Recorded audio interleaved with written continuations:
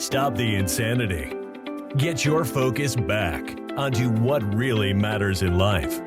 Your faith, your family, your finances, and your future.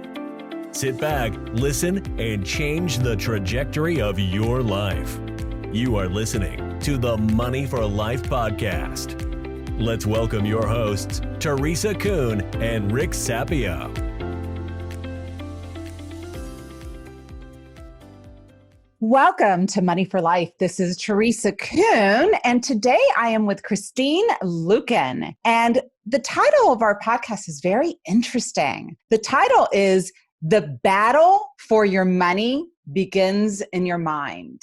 What you're going to walk away with today after spending time with Christine and I is an awareness about how to truly heal the root of your issues when it comes to money so that you can have the life that you want financially. So Christine, welcome to Money for Life. Thank you. Thank you so much for having me. So tell us a little bit about your background and how you got into this whole world of healing people's issues, emotional issues when it comes to money. You know, I had to learn these lessons the hard way. So I did not start my career in finances or financial coaching because I've always done things perfectly. In fact, it's quite the opposite. So I crashed and burned financially at age 26, despite having an accounting degree, despite working for my family's business, which is a multi-million-dollar business, as the accountant. And yet I was bouncing my checks at home. And it was because even though I knew all this stuff in my head, I had allowed my heart to hijack my wallet. And what I mean by that is I was engaged to a guy who had terrible money habits. He was in and out of jobs and even in and out of jail. And I thought that if I loved him enough, he would change. And he did. He got worse. And so by the time I was ready to break off that engagement,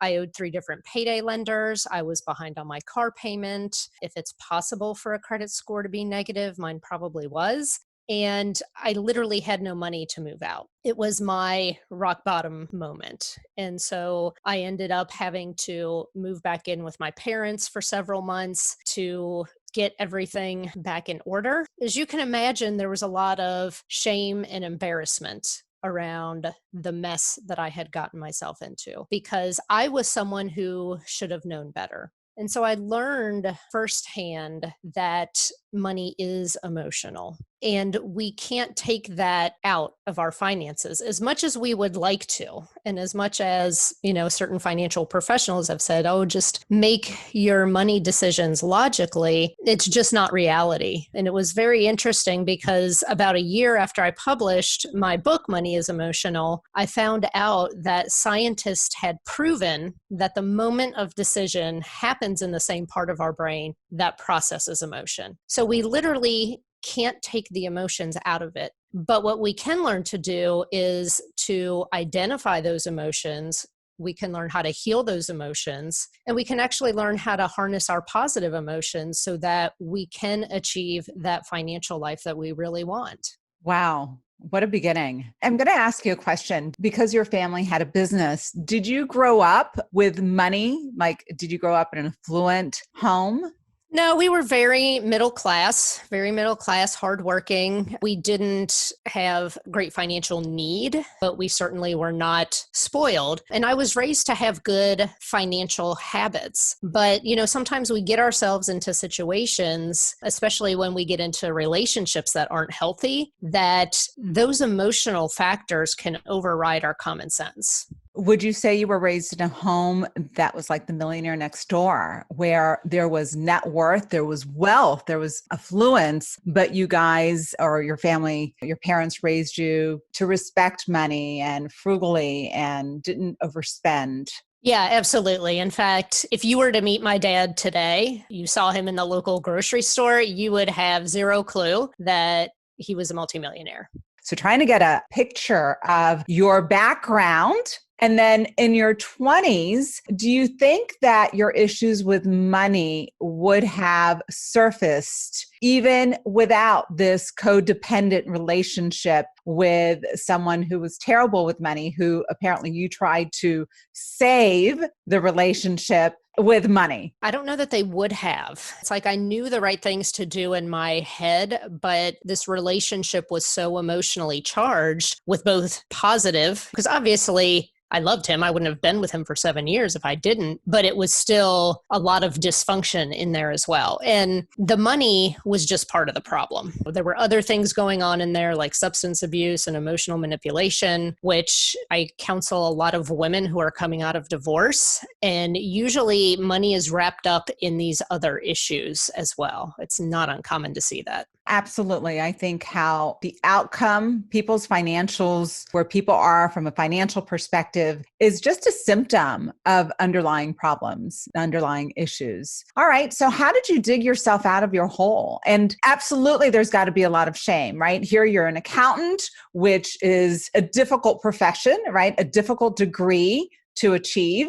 And you're supposed to have a logical sense about money. And you left a relationship. You had no money. You had your rock bottom, which I love J.K. Rowling's quote around rock bottom. It becomes the foundation from which we can rebuild our life, which I love that saying. And you moved back in with your parents. A lot of shame, a lot of can't believe I'm here. Mm-hmm. How did you dig yourself out? I've told you that I call myself the Financial Lifeguard because I feel like I am teaching people how to rescue their financial dignity. And so that was modeled to me by my dad. You know, he was the one that sat down with me in a very non-judgmental way and just gave me those baby steps. Because to me, when I looked at my finances, everything was emotional, right? It's like the department store bill that my ex-fiance helped me run up. You know, I could see the charge on there for the Valentine's Day present that he bought me. Now I was stuck paying for. Like I got really emotional when I saw that. But to my dad, it was just like, this is one bill in the list of bills. Here's what you owe. Here's what your payment is. Just do these two things and then we'll meet again. And I needed that because when I looked at my finances, it was like walking into your house after a tornado. There's just so much mess. You don't even know where to start and you just want to turn around and walk away. But because he was able to just give me those baby steps and say, just take care of this first and then the second, and like, just focus on that and then we'll meet again. You know, he met me where I was. He didn't make me feel bad about my money mistakes. And so because he didn't make me feel bad about them, I was open to learning and I was open to get direction from him. When I talk to people about this money shame cycle, what happens is people make a mistake. Either it could be a situation like mine, but it could also be somebody made a mistake just because they didn't know any better. You know, their parents didn't teach them the principles of investing or whatever, and they make some catastrophic mistake. So they make a mistake, they feel this shame.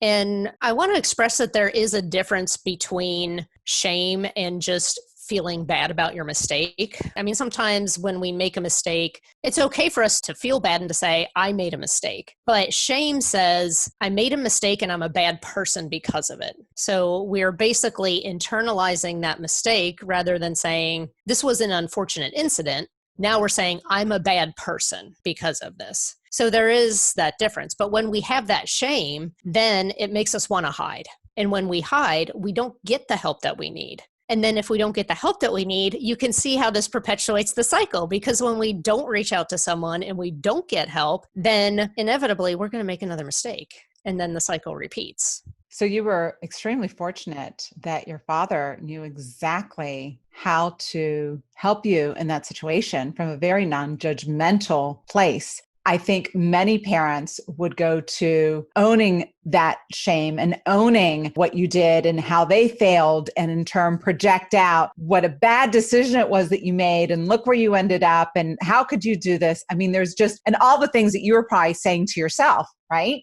And so how brilliant that he knew exactly what prescription you needed to heal. Yes, exactly. And so, it really wasn't the external factors. It wasn't really him telling me this is how to do a budget or this is how to save money. I knew that. I had a degree in that. Like I was helping to create a budget for a multi-million-dollar corporation. I knew how to do it. But the problem is I didn't know how to manage my emotions around the finances. And so one of the things that I tell people is it's really important to pay attention to how you feel as you interact with money and to pay attention to the things that you say and the things that you think relative to money, because that can give you clues as to what's going on under the surface when it comes to your finances. I love the example that you led with, that you'd open up your credit card statement and you're looking at the charge from the department store for the Valentine's gift that your former fiance gave you, because I think most people can relate to the emotion that would be generated from seeing that. And you're the one that moved out, you're with your parents, you're still having to pay it. It's like being smacked in the face multiple times. So that's a perfect example of how we can be emotionally charged when it comes to money and the shame around it.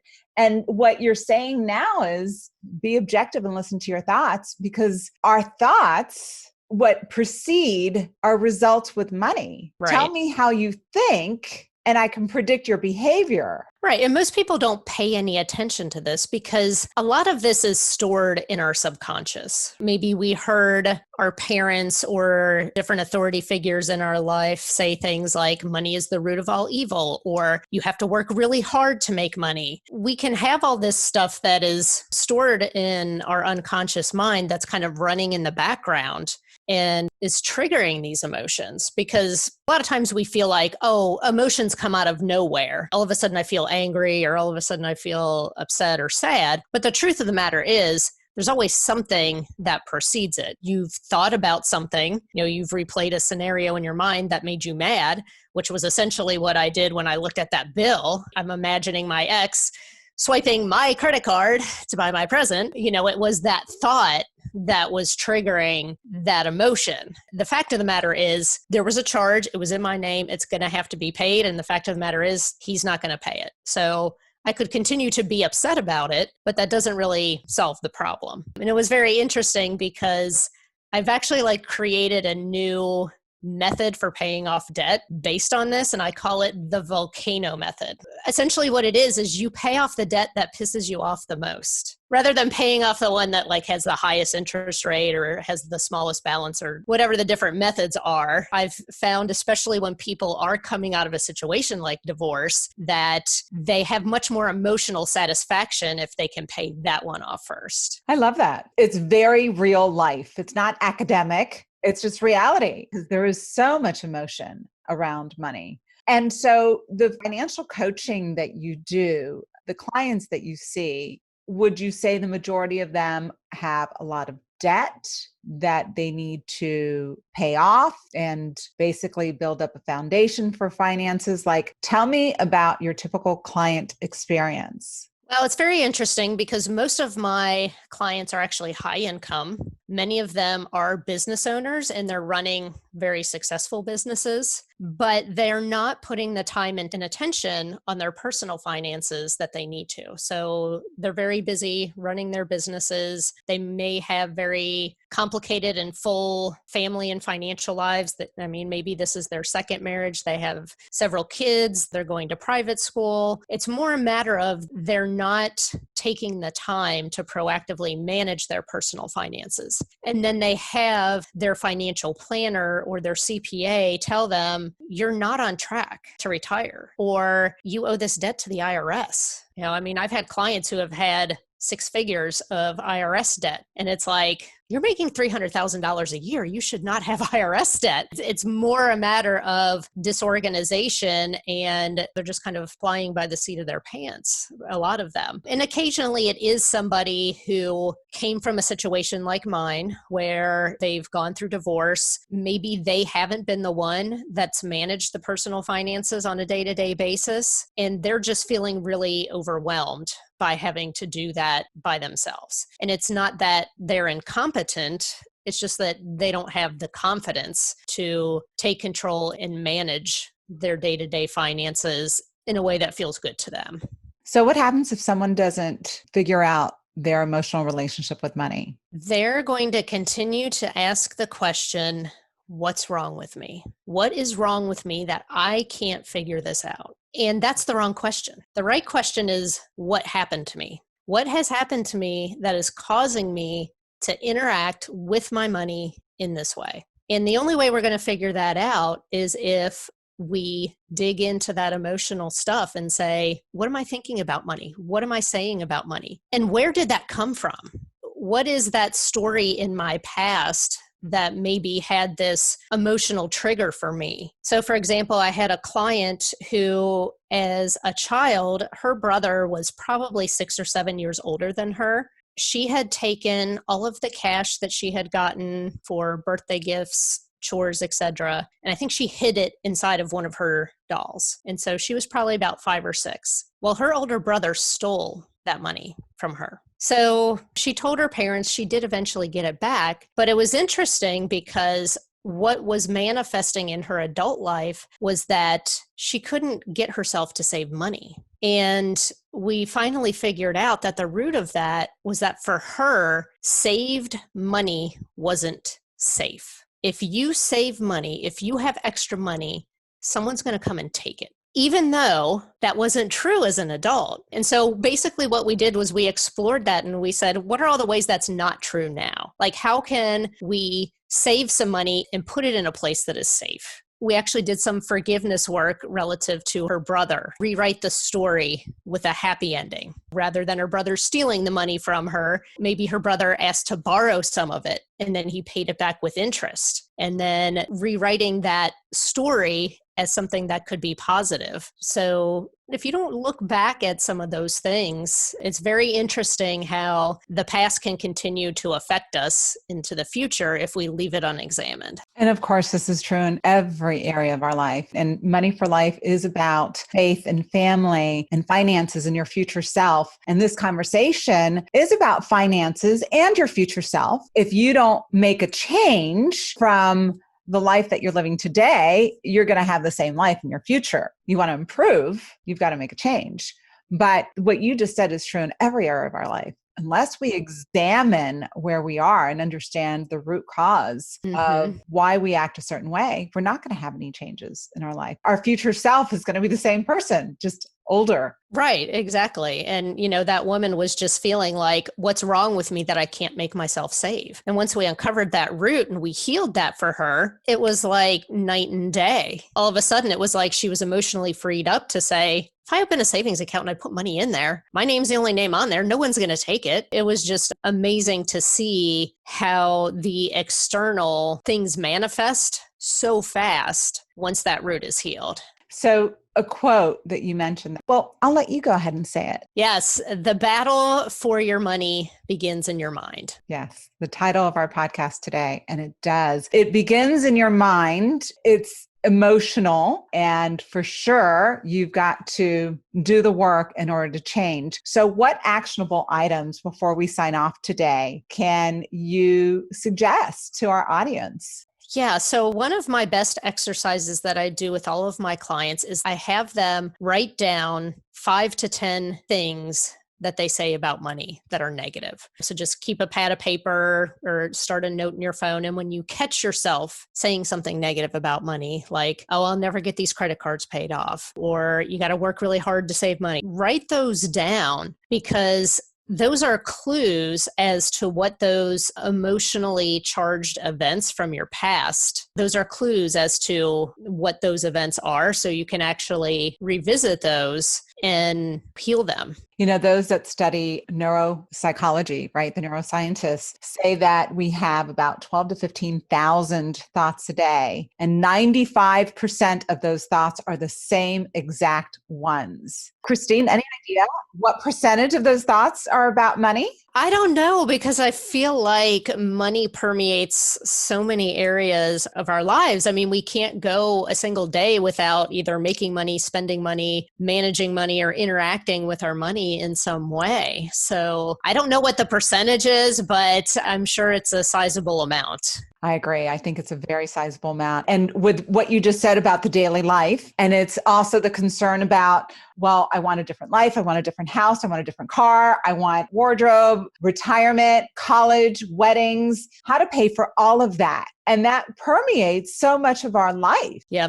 One of the reasons why I so enjoy this conversation today is so much of financial education and financial information that's out there, and there is a ton of it. So it's not for lack of information that people struggle with money and finances, but all that information is typically geared towards the separation of you and your money because they're looking for a piece of that money. It's about taking risk with that money, investing that money. So it's not about healing your relationship with money. And sometimes you'll see the practical advice, save your money, save a certain percentage, et cetera. Well, if you've got some serious wounds around money and you're thinking about money thousands of times a day, even if it's 20% of 12,000 thoughts a day is a lot of thoughts, right? It is. And if you keep thinking the wrong way about money and you're charged emotionally around money, well, no wonder so many people struggle with money. And it has nothing to do with how much people make. Oh, absolutely. I mean, I see people who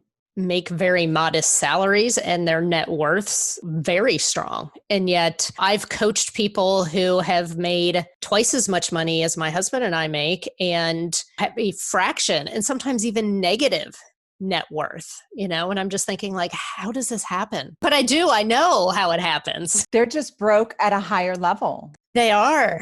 And they're broke with nicer wardrobe and nicer cars and nicer homes, but it's a facade. And there is absolute hope for people. There absolutely is hope for people. And just the awareness and having this conversation, knowing that there are people out there that can help you heal your issues with money. And I bet that once people heal their relationship with money, Christine, you see that they heal in other areas of their life. Yes, absolutely. It's interesting because people will lose weight while we're coaching together, as it's like this little side benefit. Doesn't happen for everybody, but it's like when you start to improve one area of your life, those habits build on each other and you have this upward spiral rather than the negative downward spiral. So your new advertising, your new marketing needs to be heal your money issues and lose weight. Well, I can't guarantee that because it doesn't happen for everyone. Of course. But their net worth always increases. So that's something that I can guarantee if people are engaging in the process and doing the homework that yes,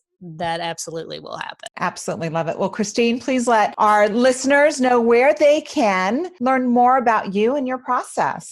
Absolutely. Well, the easiest way to find me is moneyisemotional.com. That'll take you to my website. It'll actually take you to the page where I've got my book and you can download the first couple chapters of the book to check out Money is Emotional. And that'll give you some insight on a little bit more on what we were talking about today on the battle of your money begins right here. Right here in your mind. Well, thank you for joining us on Money for Life. And this is your host, Teresa Kuhn and Christine Luken. We will sign off for today. Thanks for having me.